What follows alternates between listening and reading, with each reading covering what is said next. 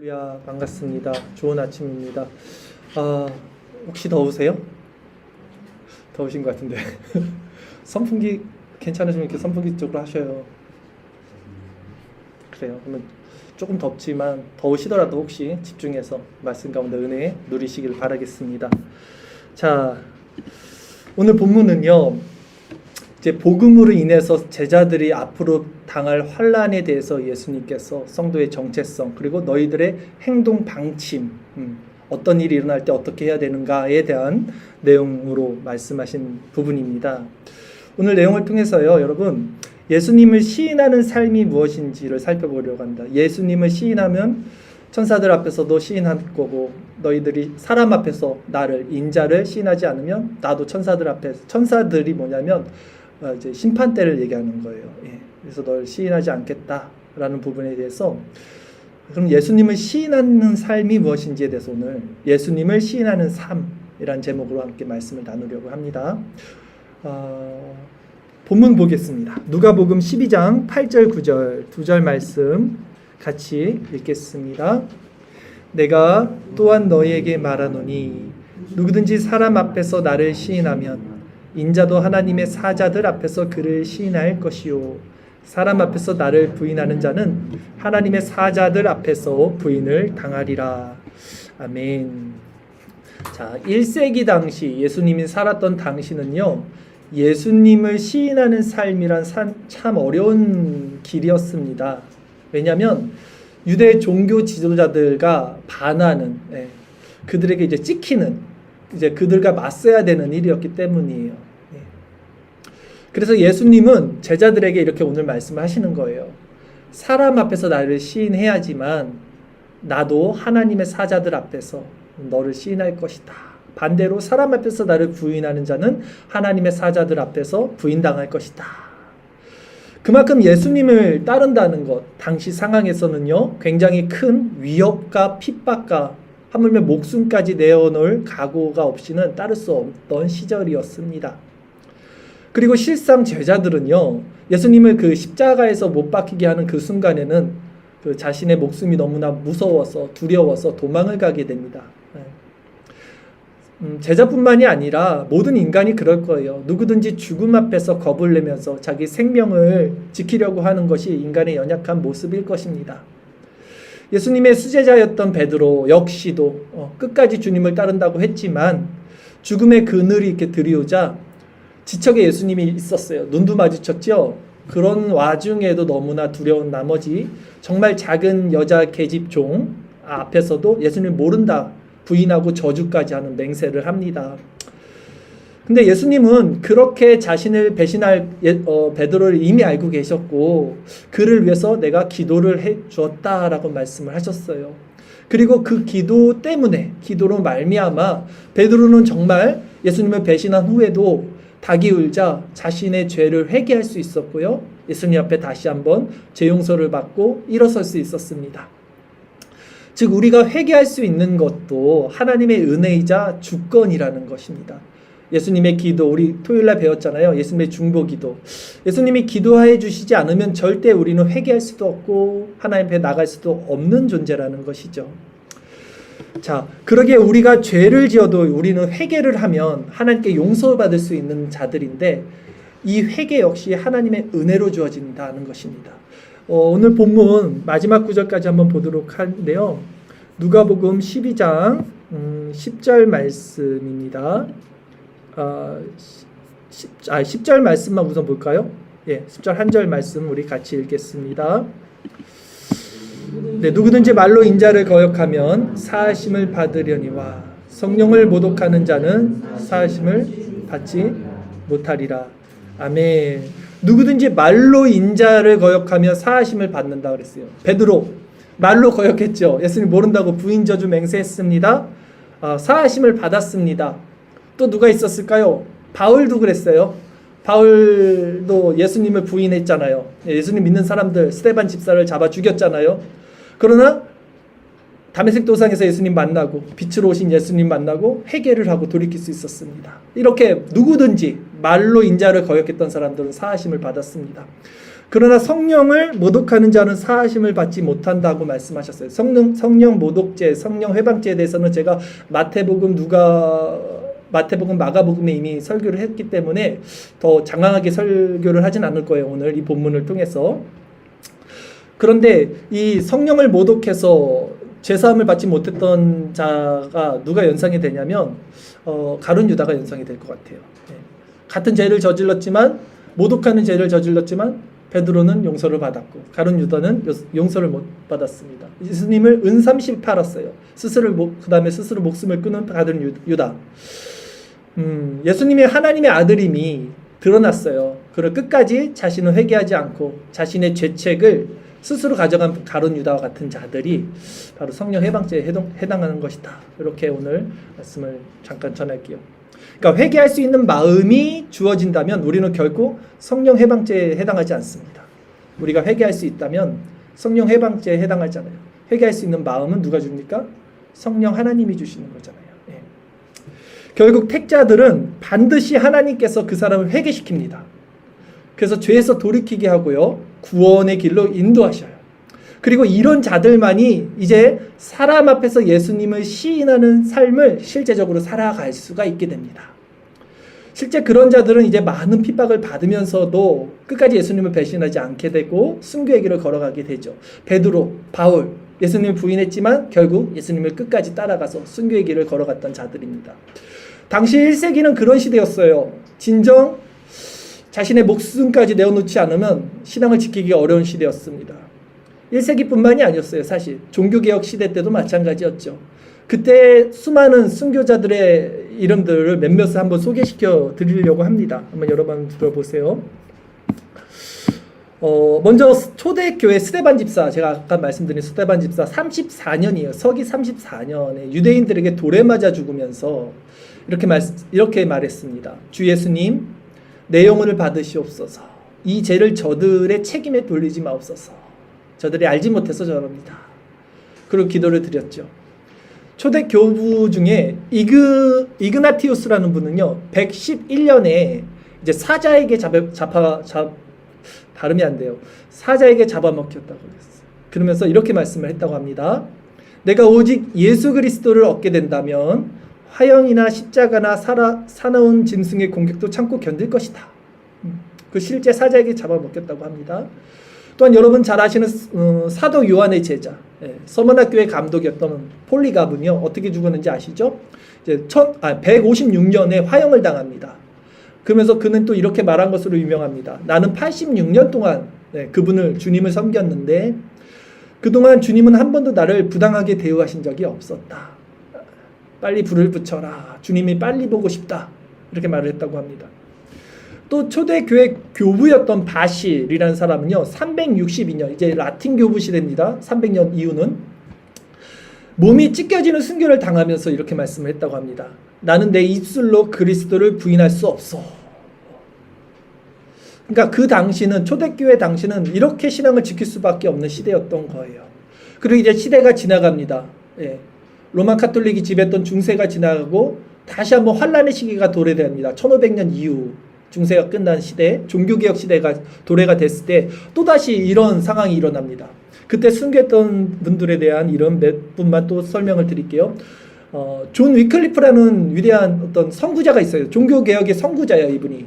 그러니까 루터 전에 이미 한 100년, 200년 전에 종교개혁을 외쳤던 사람인데, 이분이 이렇게 말합니다. 살아서 침묵을 지키고 있어야 한다고 결단코 안 될 말이다. 이게 지금 부패한 로마 카톨릭에 대해서 말하는 거예요. 탄압하려거든 해보라. 나는 이 일의 있기를 기다리고 있다. 난 이렇게 탄압받기를 기다리고 있다. 이런 선구자적인 역할을 했던 분이 있었고요. 또 존 후스라는 종교개혁자 존 후스는 1415년에 이제 순교를 하면서요. 나는 하나님의 도우심으로 진리를 위해서는 죽음도 사양치 아니한다 라고 말했습니다. 하나님의 도우심으로 죽음도 사양치 아니한다. 그리고 그 친구가 있는데요. 이분도 유명한 종교개혁자 제롬이라는 분이에요. 그러니까 존 후스, 제롬 이런 분도 굉장히 유명한 신학자들이거든요. 같이 죽었어요. 같이 이제 화형에 당했는데 그러면서 이렇게 말합니다. 아버지여, 나를 불쌍히 여기사 내 죄를 사하여 주옵시오. 자기가 죽으면서도 자기 죄를 사하여 달라는 고백을 합니다. 내가 언제나 당신의 진리를 사랑하는 줄 당신이 아시나이다. 이렇게 말하고 죽었다고 합니다. 스코틀랜드 종교개혁의 기초를 놓은 자 중에 조지 웨이사트라는 분이 계신다고 합니다. 이분은 1546년 화형을 또 당하면서 이렇게 말씀합니다. 만약 말씀으로 인해 당신들에게 핍박이 온다면 몸은 죽이고 영혼은 죽일 수 없는 권세를 두려워하지 마십시오. 남아있는 사람들이 이렇게 말을 하고 화형을 당했습니다. 한국에도 이런 역사들이 많아요. 한 분만 소개시켜드린다면 여러분 잘 아시는 주기철 목사님 역시 1944년 평양 형무소에서 이제 순교하기 전에 이분은 이제 형무소에서 죽었어요. 이렇게 고백합니다. 내 살아 이 붉은 벽돌문 밖을 나가리라 기대하지 않소. 나의 죽음이 하늘의 미랄이 되기를 그냥 원할 뿐입니다. 라고 말했다고 합니다. 자, 이렇듯 1세기나 종교개혁 당시 예수님을 시인하는 삶은요, 어떤 부분에서는 우리의 목숨까지 던져야 하는 상황이었던 것이죠. 그러기에 오직 하나님의 은혜로 죄사함을 받은 자들, 성령 해방죄에 해당하지 않고 성령의 은혜로 강권적인 역사로 인도함을 받은 자들만이 이 일을 가능하게 또 했던 것입니다. 그리고 이제 이런 자들은 세상을 두려워하지 않는 자들이 되었어요. 왜냐하면 이들은 어떤 상황 속에서도 성령이 그 자신들을 인도한다는 것을 자신들이 느끼고 있었고요. 깨닫고 있었고, 그래서 어떤 상황에서도 성령이 자신들에게 해줄 말을 가르쳐 준다는 것을 확증했던 자들입니다. 그것이 오늘 본문 마지막에도 나와요. 예수님이 이미 이렇게 말씀을 하셨습니다. 누가복음 12장 11절 12절 오늘 본문 마지막까지 읽겠습니다. 사람이 너희를 회당이나 위정자나 권세 있는 자 앞에 끌고 가거든 어떻게 무엇으로 대답하며 무엇으로 말할까 염려하지 말라. 마땅히 할 말을 성령이 곧 그때에 너희에게 가르치리라 하심이라. 아멘. 성령께서 하신 말을 가르치시기 때문에 이들은 담대하게 신앙의 길을 걸어갈 수 있었습니다.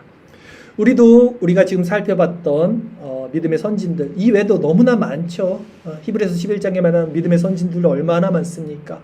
이들처럼 어떤 어려움과 처지 속에서도 여러분 두려움 없이 성령을 의지하시고 세상을 승리하는 자들로 우리도 살아가기를 정말 바랍니다. 아멘을 하십시오. 아멘을. 그러면 이제 오늘날로 한번 돌아볼게요. 제가 지금 1세기와 종교개혁 당시에 우리 신앙인들의 모습을 살펴봤고요. 이제 오늘날 신앙의 모습을 살펴봅시다. 오늘날 예수님을 시인하는 삶은요, 상황이 조금 달라요. 그렇죠? 우리나라만 봐더라도 예수님 믿으세요 하고 시인하고 사람들 앞에서 하면 뭐 예수쟁이라고 욕은 얻어먹을 수 있겠지만 그럼에도 적어도 우리나라에서 뭐 감옥 가는 일은 없어요. 순교받을 일은 없어요. 화형당하는 일은 없습니다. 그렇다면 오늘날 우리가 사람 앞에서 예수님을 시인하는 삶이란 옛날에 비해서 지금 예수님이 이 말씀을 하셨던 그 1세기에 비해서 굉장히 쉬운 게 아닌가라는 지점에 대해서 우리가 생각해 봐야 돼요. 그러나 본질적으로 예수님을 시인하는 삶은요, 원리는 똑같습니다. 이 원리가 왜 똑같은가? 세상과 반하고 있어요. 세상의 정체성과 반한다는 측면에서 원리와 본질은 똑같다는 거예요. 다만 목숨을 잃느냐 잃지 않느냐의 차이가 있는 지점인 거죠. 자, 그렇다면 저는 그렇게 생각해요. 여러분들 다 인정하실 겁니다. 우리가 오늘날 사람 앞에서 예수님을 시인하는 삶이란 결국은 입술의 고백이 아니라 1세기에 있었던 입술의 고백이 아니라 우리의 삶으로 증거가 돼야 된다라는 지점에 우리 모두 동의를 할 것이라고 생각을 할 것입니다. 그렇다면 이 행함으로써 우리의 이 행함으로써 예수님을 사람 앞에서 시인하는 삶, 이 행함은 이제 어떻게 나타나는가 했을 때 이런 거죠. 강한 자가 약한 자를 이기는 것이 세상의 원리잖아요. 예. 근데 이 원리와 반대되는 거잖아요.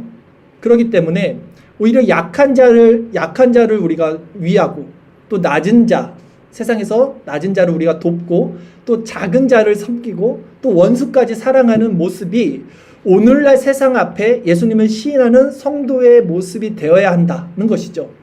이거 다 알아요. 그렇죠? 다 동의하죠.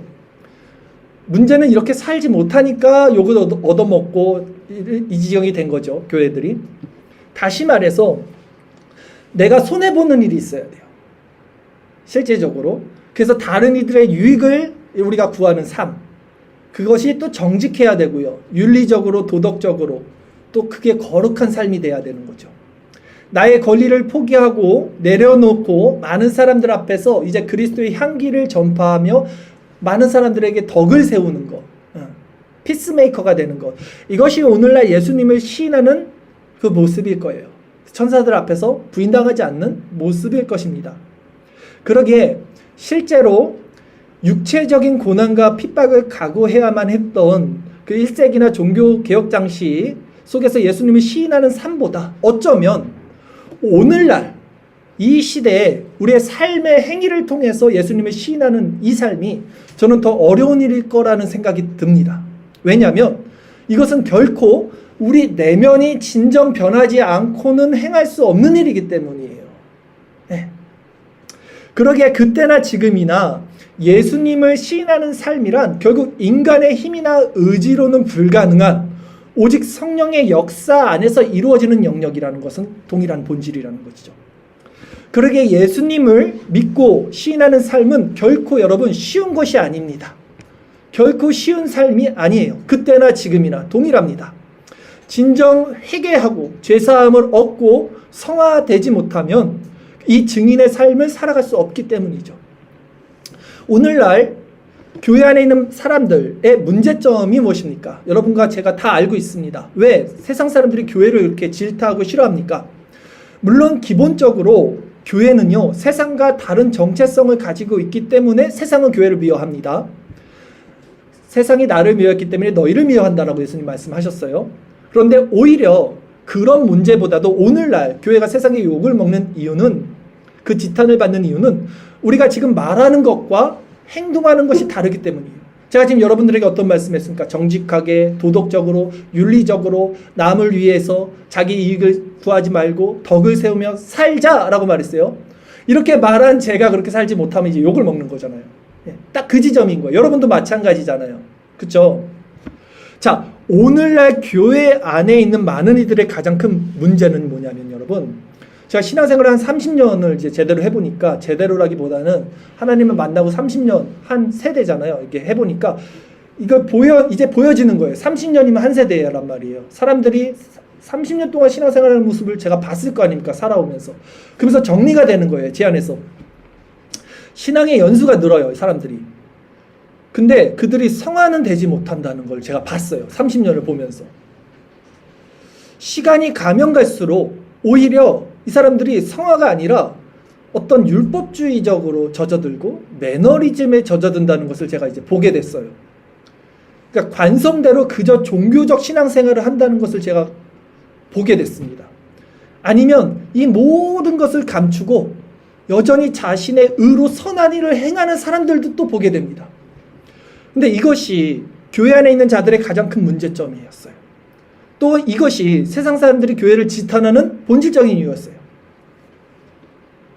그렇다면 우리는 왜 교회 안에서 오랫동안 신앙생활을 했지만 실제 내면의 변화를 받고 성화의 열매를 맺지 못한 채 위선적이고 율법적으로 스스로 속는 마인드 컨트롤하고 있어요. 스스로. 괜찮아. 이 신앙생활 안에서 살아가는 걸까요? 우리가 지금. 우리가 그동안 교회 안에서 신앙생활을 어떻게 해왔는지 한번 살펴볼게요. 30년을 신앙생활을 했잖아요. 다들 많이 하셨잖아요. 그래도 10년 이상씩. 우리는 이렇게 신앙생활을 했어요. 신앙이 뜨겁기 위해서 뜨거운 말씀, 뜨거운 기도, 뜨거운 찬양을 추구했습니다. 온 교회들이 이것을 추구했어요. 그렇게 해서라도 주님을 만나고 신앙의 성장을 시키고 싶었어요. 그런데 그 감정에 호소하는 뜨거움은요, 이내 곧 또 식어버렸습니다. 우리는 그동안 그런 경험들을 얼마나 많이 했습니까?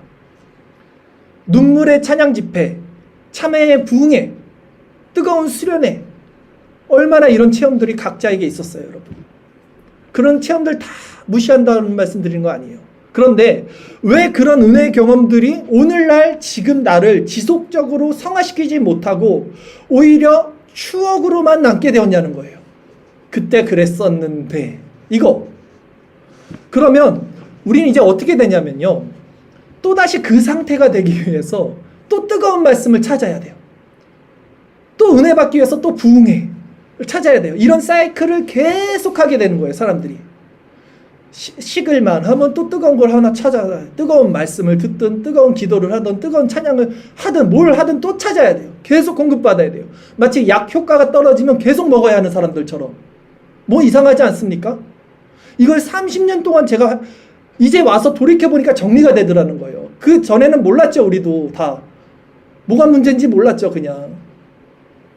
그래서 나중에는 어떻게 되냐면 사람들이 자극적이고 뜨거운 설교 그 말씀의 수준이 아니면 우리가 그게 생기듯 약효과가 그게 생기듯이 마음에 감흥이 없어져요. 그 정도 수준으로 우리를 뜨겁게 만들지 않으면 더욱 강하고 자극적인 설교를 통해서 그 찬양과 기도를 통해서 마음에 불을 일으켜야지 이 상태가 유지되거나 그 위로 올라가요. 이거 상당히 위험한 신앙이에요. 지금 와서 말씀드리지만 저도 마찬가지로 30대 때 이런 설교를 좋아하고 표방했어요. 어떻게 하면 사람들 마음에 그 심령을 딱 찔러서 그 마음에 어떤 불을 일으키고 회개를 일으키고 감정을 격화시켜서 이 사람들을 이렇게 고무시킬까 감정을. 그거에서 초점이 있었다고요. 설교 자체에. 사람 마음에 불을 일으키는 설교를 좋아했어요. 솔직히 고백드리지만 그게 잘못인지 몰랐다고요. 저도. 그러나 그런 설교를 들어서는요, 결코 내면에 지속적이고 온전하게 성화의 열매를 맺지 못한다는 사실을 저는 이제 깨닫게 되었어요. 그냥 그때만 마음이 뜨겁게 만드는 인스턴트식 감정적 신앙이었던 거예요. 물론 그 와중에도 그 설교 안에서 하나님의 주권적 역사는 있었을 것입니다. 다만 저는 지금 제 모습을 반성하는 거예요. 제 모습에 남아있던 인본적인 모습을. 진짜 우리 내면에 성화의 열매를 맺게 하는 말씀은 뭐냐면 여러분, 하나님의 속성에 대해서 깊이 묵상할 수 있도록 조명해주는 설교고요. 하나님의 속성을 통해서 우리의 내면의 죄를 이렇게 드러내주는 설교고요. 이런 설교는 감정에 호소하는 설교가 아니고요. 하나님의 속성에 주목해서 그러니까 우리의 지성을 깨우는 설교입니다. 하나님의 형상으로 주어진 우리의 지성을 깨우는 설교. 그리고 이런 과정을 통해서 우리가 그리스도를 바라보게 하는 설교예요. 그리스도를 붙잡게 만드는 설교입니다. 오직 우리는 이런 설교를 통해서만 이제 실제적으로 내면의 변화를 받게 되는 거예요. 성령의 은혜가 이제 이렇게 우리에게 오는 거죠. 그리고 이제 우리는 알게 되는 거예요. 뭘 알게 되냐? 잘 들어보세요. 우리 옛 본성이 바뀌는 게 아니에요. 성화는. 제가 올해 들어서 계속 성화의 말씀을 드리는데 여러분 예전에도 말씀 몇 번 드렸었어요. 사실 사람들이 착각하는 게 뭔지 아세요? 성화의 열매에서 내가 변한다고 생각해요. 그래서 우리가 지금 뭔가를 알았어요. 방법을 찾았어요. 하나님의 속성을 통해서 우리 자신을 변화시키는 걸 찾았어요. 그런데 어느 지점까지 가면 우리가 깜짝 놀래요. 왜 아직도 내 안에 이런 더러운 것이 있지? 아직도 이 추악한 죄가 아직도 남아있네? 그러면서 내가 나 아직도 성화되지 못했구나 라고 생각을 해요. 뭐가 잘못입니까? 우리의 옛 본성이 변하는 게 아니래요. 여러분, 우리는 안 변해요. 죽을 때까지 안 변합니다. 이게 착각이라니까요. 사도 바울이 로마서를 쓸 때 나는 죄인 중에 괴수라고 고백하는 것이 실제적으로 그 내면이 안 바뀌었기 때문에 고백을 하는 거예요. 칼빈이 내 무덤에는 비석조차 세우지 마라 라고 한 것이 실제적으로 자신 내면의 추악함이 변하지 않았기 때문에 그런 거예요. 아니 성화는 뭐가 변하는 거예요 그러면? 그리스도가 우리를 덧입는 거예요. 덮어버리는 거예요. 우리가 그리스도의 의를 입는 거예요. 내 본성은 그대로 있지만 그리스도의 새 본성이 나를 덮는 상태인 거예요. 이 지점이 분별이 돼야 돼요 여러분. 내 옛 본성이 바뀌는 것이 아니에요. 성화는 내가 점점 착해지는 게 아니라고요. 나는 죽을 때까지 이기적이고 자기 중심적이고 파괴적인 겉사람의 소욕을 입고 있어요. 그래서 나는 죽어야만 되는 자예요. 끝까지. 우리 목숨이 끊어질 때까지 나는 죽을 수밖에 없는 존재라는 자각이 있어야 되는 거예요. 오히려. 그런데 성화는 뭐냐? 그리스도의 의가 나를 덮고 그래서 내가 그 그리스도의 의에 덮여서 실제적인 또 변화가 일어나는 거예요. 내 안에. 빛이 어둠을 덮어버려서 내가 빛이 되는 거예요. 선이 악을 이겨버리는 거예요. 내 안에 있는 악을. 그것이 마음 안에서 일어나는 거예요. 내 마음 안에서. 내 마음에서 전쟁이 일어나는 거예요. 그게 성화라고요. 덮어버리는 거예요. 변화되는 게 아니에요, 내가. 그 이유에 대해서 말씀드릴게요. 왜냐면 우리의 이성, 우리의 마음, 우리의 생각은 여러분이 생각하는 것 이상으로 정말 많이 부패되어 있습니다. 부패된 마음과 생각, 감정 안에서는 올바른 변화가 일어날 수 없어요. 그러기에 이런 감정적, 의지적인 면에서 하나님을 우리가 찾잖아요. 많은 교회에서 우리가 30년 동안 신앙생활 했던 모습들은 결코 하나님의 속성으로 찾았던 게 아니에요.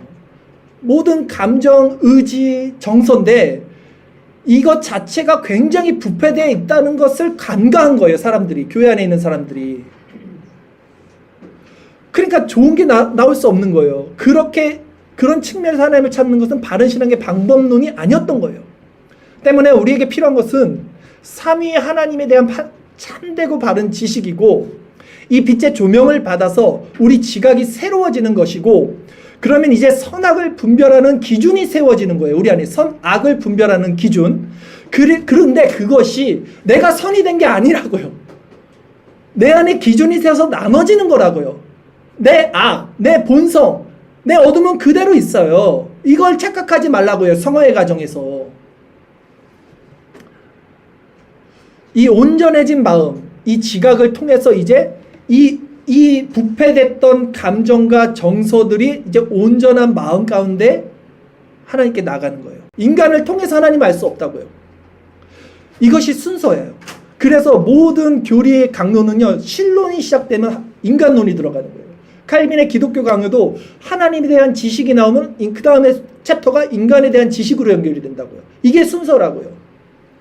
근데 사람들 거꾸로 하잖아요. 인간의 감정, 의지, 정서를 가지고 하나님이 나를 만져주고 있어, 이런 느낌으로 가잖아요. 인간의 속성이 변화되는 것이 아니라 신의 속성을 알면 신의 속성이 인간의 속성을 덮는 거라고요. 다시 한번 말씀드리지만. 그래서 고린도전서 15장 53절 말씀에 이런 말씀이 있어요. 제가 읽어드릴게요. 이 썩을 것이 반드시 썩지 아니할 것을 입겠고, 입는 거예요. 이 죽을 것이 죽지 아니함을 입으리로다. 그러니까 이 썩을 것, 죽을 것이 살아난 게 아니라 있는 거라고요. 덮어버리는 거라고요. 네. 그런데 오늘날 교회 안에 있는 문제는 뭐냐? 인간의 속성을 통해서 계속해서 하나님을 찾으려고 해요. 사람들이. 인간 스스로 변화되려고 노력해요. 성화의 과정도 그렇게 생각해요.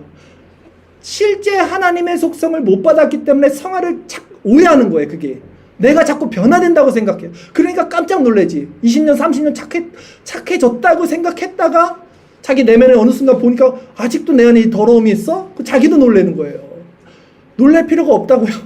우리가 원래 그런 존재라고요. 죽을 때까지 안 변해요, 사람이. 그래서 바울이 뭐라고 말합니까? 그리스도를 아는 지식 외에 다른 모든 것을 나는 똥으로 여긴다. 버려버리는 거예요. 배설물로. 그러기에 성경을 통해서 하나님의 속성을 공급받는 것 외에 다른 모든 신앙의 방법론을 여러분 제거하셔야 돼요. 다 똥이에요. 다 배설물이에요, 여러분. 그것들은 하나님을 아는데 우리를 도와주는 역할을 하지 않아요. 오히려 인간의 방법을 통해서 하나님에 대한 지식을 왜곡하게 만듭니다. 그리고 자꾸 그것은 내 중심적, 인간 중심적으로 생각하게 만들어요. 그러나 하나님을 아는 지식은 성경으로 충분하고 말씀으로 충분한 거예요. 그게 끝이에요. 다른 어떤 사상이 필요하지 않아요. 은사방언, 신유체험, 기적, 심리학 모두 인간론적 관점에서의 잘못된 방법론이에요. 어떻게 이렇게 확신할 수 있습니까? 그것들이 실제로 있었더라면 그것이 우리 심령을 30년 동안 어떻게 바꿔놨겠냐는 거예요. 여러분이 복음주의권 안에 있던 모든 것들을 가지고 그 신앙이 정말 여러분들이 성화를 만들어냈다면 지금 우리의 모습은 어떻게 변화했겠냐는 거예요. 우리 심령은 낮아졌을 것이고, 그래서 그리스도를 더욱 붙잡는 상태가 되었을 것이고, 그리스도의 온유하고 겸손한 마음을 배우고 하나님 사랑과 이웃 사랑을 하며 나보다 남을 낮게 여기고 자기 유익이 아닌 다른 사람들의 유익을 구하게 만들었겠죠. 그러면서도 여전히 그게 내 모습이 아니고 내 추함이 있는 상태에서 그 선을 그리스도의 덮어진 은혜로 말미암아 그 선을 행하기 때문에 결코 교만하거나 높아지지 않는다. 성령의 열매가 내게 있어도 그것이 나의 변화가 아니라 변하지 않는 나의 속성을 덮고 그리스도로 입히는 은혜의 자각으로 말미암아 우리를 교만한 자로 만들 수 없었겠죠. 그 모든 방법론들을 여러분들이 정말 그게 진리였다면 이게 30년이 지나니까 정리가 되는 거예요.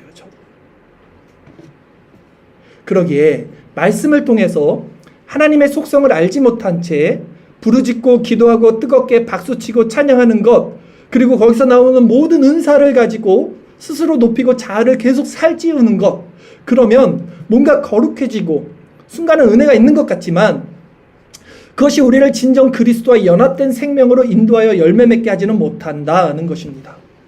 그런 모든 은사 자체를 저는 부인하지는 않지만 그것이 실제 본질적인 내면의 변화를 지속적으로 만들어내지 못한다라는 말이에요. 이 말에 부정할 수 있는 사람이 있습니까?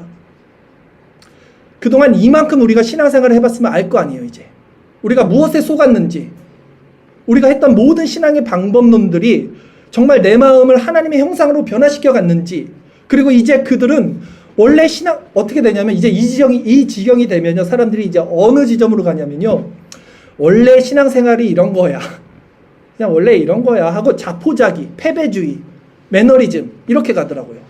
나중에는 아니에요. 여러분, 신앙에는요 강한 힘이 있습니다. 실제적으로 지속적으로 강화되는 은혜의 성장이 있어요. 신령하고 거룩하고 순전한 삶의 변화를 만들어내는 것이 있어요. 분명히 있습니다. 우리가 방법을 모를 뿐이었어요. 아니, 그 방법을 교회가 가르쳐주지 않았을 뿐입니다. 핵심은 말씀이잖아요. 우리는 말씀 묵상을 새벽에 하고 있고 기도 모임을 나누고 있죠. 자, 이제 적용점으로 넘어가면서 마무리할 텐데 잘 들어보세요. 또 그러기에 이제 이 묵상을 기준으로 우리 마음을 다잡아야 돼요, 여러분. 실제 성경 안에서 하나님의 속성을 우리가 묵상을 통해서 받아야 되는 거예요. 이제 그 받은 빛으로 힘을 공급받아야 돼요. 우리가 진짜 힘을 받으려면 새벽 묵상 우리가 할 때요, 자신이 깨어져야 돼요. 이 경험이 있어야 돼요. 비참하게 말씀 앞에 실존이 드러나는 경험이 아침에 있어야 돼요. 그래야만 낮아진 심령 안에서 그리스도를 통해 은혜의 빗줄기를 받게 돼요. 그래서 아침마다 새로운 피조물이 되는 것을 경험해야 돼요, 여러분이. 오라 나는 공고한 자로부터 누구든지 그리스도 안에 있는 새로운 피조물이라는 이 확신의 고백이 터져 나와야 돼요, 심령에서. 아침마다 실제적인 새 힘을 받아서 마음이 새로워지고 생각이 새로워지고 온전해진 마음의 빛 가운데 기쁨과 소망이 넘치는 상태를 경험해야 돼요. 아침에 일어나면 여러분, 이 하루가, 여러분에게 주어지는 하루가요, 을에 당연히 주어지는 하루가 된다고 생각하지 마십시오. 밤새 하나님이 여러분 생명을 걷어가셨다면 우리는 아침에 눈을 뜨지 못했을 것입니다. 그러니 우리에게 주신 하루를 감사함으로 또한 사명감을 가지고 시작해야 돼요. 이 관점부터 있어야 돼요. 그냥 을의 하루가 또 시작했다가 아니라 이 생명의 하루 하나님께서 연장해 주셨다는 이 감사로 시작을 해야 돼요, 분명히. 그리고 이런 마음 자세를 가지고 밤새 내 안에 있던, 그 전날 내 안에 있던 죄들을 고백하고 그 새벽에 회개하고 또다시 그리스도를 떠나서는 내가 아무것도 할 수 없다는 이 존재에 대한 고백과 그분과 연합된 가지로서의 성령의 열매를 맺는 상태가 실제적으로 마음에서 일어나는 것. 이 경험을 해야 돼요. 이 힘으로 하루를 살아야 돼요. 이제. 이 하루에 만나잖아요. 이게 만나. 예수님도 그러잖아요. 너네들이 알지 못하는 양식이 나에게는 있다. 이 양식이 뭐겠습니까? 신령한 만나예요. 이 은혜의 빗줄기를 새벽에 말씀 묵상을 통해서 하나님의 속성을 통해서 받아내야 돼요. 이 지점을 반드시 경험해야 돼요. 이걸 여러분, 하루가 시작되고 세상 속으로 들어가면 우리는 이런 경건의 시간을 누릴 이제 시간이 없어요. 6일 동안은 내 일을 힘써 할 것이나 일곱째 날은 하나님의 안식일인지 이렇게 나와서 말씀을 듣잖아요. 6일 동안 여러분 힘써 세상 일을 행하잖아요. 경건의 시간을 할 수 있는 여력이 없잖아요. 새벽 시간을 확보할 수밖에 없어요. 그러기에 반드시 새벽에 하루 일과가 시작되기 전에 이 힘을 공급받으셔야 돼요. 그래야 삶 가운데 예수님을 시인하는 삶을 살 수 있다고요. 능력으로서 진짜. 그러니까 이 삶의 패턴을 바꾸실 각오를 하세요. 전날 일찍 주무시던지 새벽에 반드시 승리하는 삶을 살기를 결단하셔야 돼요. 새벽을 위해서 깨끗한 마음으로 일어나려면요, 깨끗한 마음으로 주무셔야 돼요. 밤날 뭐 뒤적거리고 뭐 해보고 주무셔보세요. 아침에 이상하게 일어나잖아요, 우리가. 그 지저분했던 것들이 머릿속에 계속 남아있습니다, 인간은. 예. 깨끗하게 자야지 깨끗하게 일어날 거 아닙니까? 주님 생각하면서 주무셔야지 주님 생각하면서 일어날 거 아닙니까? 그 정도 결단과 마음의 준비가 없는 사람은 하나님을 사랑하는 사람이 아니겠죠, 진짜. 다윗을 보세요. 마음 한적할 때 뭐 어떻게 했는지. 옥상에 올라가서 밧세바 범하는 것밖에 더 하겠습니까? 깨끗하게 마음을 정리하고 허튼 짓 하지 말고 그냥 빨리 자고 빨리 일어나서 신령한 것을 맛보는 거예요. 그게 가장 좋은 삶이에요. 이런 과정을 통해서 우리 내면이 점점 변화를 받아야만 실제 이제 우리 삶에 힘이라는 게 생겨요. 그리스도로 말미암은 힘. 세상과는 다른 힘, 세상과 다른 정체성, 이게 세워지는 거예요. 다른 사람을 위하는 삶. 그리고 그럴 때만 이제 우리는 사람 앞에서 예수님을 시인하는 삶을 살게 된다는 것이다 라는 것이 오늘 말씀입니다. 자, 말씀을 이제 정리할게요. 여러분, 아침마다 새로운 피조물로 창조함을 받기를 소망합니다. 썩을 것이 썩지 아니할 것을 입고 죽을 것이 죽지 아니할 것을 입는 이 은혜가, 새로운 피조물의 은혜가 우리 아침마다 일일 일생으로 우리에게 주어지기를 진짜 소망합니다. 오늘 우리는 예수님을 시인하는 삶에 대해서 살펴봤어요. 이제 마지막으로 말씀을 전할게요. 보세요. 1세기 예수님이 살았던 당시 예수님을 시인하는 삶은요, 입술에 고백하기가 쉽지 않은 시대였어요. 고백하면 유대 종교 지도자들을 대적하는 자가 됐기 때문이죠. 그런데 313년 밀라노 칙령으로 인해서 로마 콘스탄티누스 황제로 인해서 이제 공인이 돼요, 기독교가. 그래서 지하에 있던, 카타콤에 있던 기독교가 이제 지상으로 올라오고 누구든지 예수님을 시인하면 오히려 세상에서 인정받는 시대가 됩니다. 300년 이후로. 그러니까 기독교가 어떻게 됐습니까? 다 크리스찬이 되니까 오히려 힘을 잃어버렸죠. 그래서 생긴 게 뭡니까? 로만 카톨릭이에요. 네. 로만 카톨릭이 부패됐어요. 그래서 자, 보세요. 그리고 그 부패된 로만 카톨릭을 반해서 다시 한번 종교개혁이 일어나는 거예요. 1500년대에. 그래서 종교개혁을 했어요, 다시. 그때 또 어떻게 됩니까? 또 순교의 역사가 일어나네요. 또 핍박을 받네요. 근데 그 종교개혁을 이제 완성을 했어요. 그래서 어쨌든 유럽에서 종교개혁이 완성이 되니까 또 평안의 시대가 됩니다. 복음주의권이 모든 세상이, 오히려 이제 주일날 저 아메리칸 드림, 성경 끼고 가족들이랑 같이 예배당 가서 앉아있으면 뭔가 좋아 보이고 경건해 보이고, 연예인들은 하나님께 영광을 돌립니다. 이렇게 말하면 다 고상해 보여요. 그런데 지금은 또 어떤 시대가 됐습니까? 예수님을 말하면 오히려 또 욕먹는 시대가 되는 거예요. 지금은. 네, 그쵸? 어디 가서 사람들 앞에 나 예수님 믿으면 사람들이 좋아하지 않잖아요, 이제는. 그러면 지금 이 시대에 우리의 또 정체성은 다시 돌아가는 거예요. 이 핍박받는 시대로. 그리고 한 가지 더 보세요. 누가 핍박했는지. 1세기 예수님을 시인하는 사람들을 핍박했던 사람들은 당시 유대 종교 지도자들이었어요. 교회 안에 있는 사람들이었어요. 힘을 갖고 있는 사람들. 그리고 종교개혁 당시 종교개혁자들을 핍박했던 사람들은 여전히 교회 안에 힘을 갖고 있던 카톨릭이었어요. 그것을 분별해서 로만 카톨릭이라고 우리는 딱 명하는 거예요. 오늘날 우리 그 개혁주의의 우리의 후손들인 우리가 교회 안에서 우리를 핍박하는 대상은 누굽니까? 교회겠죠. 교회의 세력이겠죠. 복음주의권이에요. 복음주의권이라는 말 자체에 대해서 제가 이 말씀을 확실히 드릴게요. 카톨릭이란 말은 잘못된 말이 아니죠. 공교회라는 뜻이에요. 그 좋은 교회를 분별하기 위해서 로만 카톨릭, 부패된 카톨릭이라고 말했던 것처럼 오늘날 교회는 부패됐습니다. 복음주의권이라는 말은 나쁜 말은 아니에요. 복음주의는 나쁜 것이 아니죠. 그러나 복음주의 안에 모든 것이 혼합됐어요, 지금. 그것을 분별하기 위해서 우리는 복음주의를 분별할 필요가 있습니다. 네, 그것이 잘못된 복음주의라고 표현을 하든 혼합된 복음주의라고 표현하든 그것을 분별하지 않고는 이것을 나눌 수가 없어요. 지금은 그런 시대입니다. 교회 안에 누가 핍박을 합니까? 우리가 진리를 전하면 누가 핍박을 합니까? 교회 안에 있는 세력, 지도자들이 핍박을 하겠죠. 그렇게 살지 않는 자들이 우리가 핍박하겠죠. 이 시대 가운데 우리는 성화의 열매를 이제 맺는데 오늘 가장 중요한 핵심은 사실 그거였어요. 성화의 열매를 맺지 못하는 사람들은요, 깨달지 못하죠. 근데 성화의 열매를 맺는 사람들은 이제 이 성화의 열매도 내가 맺는 것이 아니다. 나는 여전히 비참하고 죄 가운데 있고 내 육신이 끊어질 때까지는 그 존재 자체다. 다만 그리스도의 은혜가, 그분의 의가 나를 늘 덮고 입히셔서 내가 그 힘으로 어둠 가운데 빛으로 덮임 받음. 그래서 하나님 사랑과 이웃 사랑으로 또 내가 변하는 거예요. 그것도 내가 변하는 거죠. 또 그렇게 살아가는 원리다. 이것을 기억하시면서 이 마지막 시대 예수님을 진정 사람 앞에서 시인하는 행함으로, 삶으로 시인하는 저와 여러분 되기를 바라겠습니다. 기도드리겠습니다.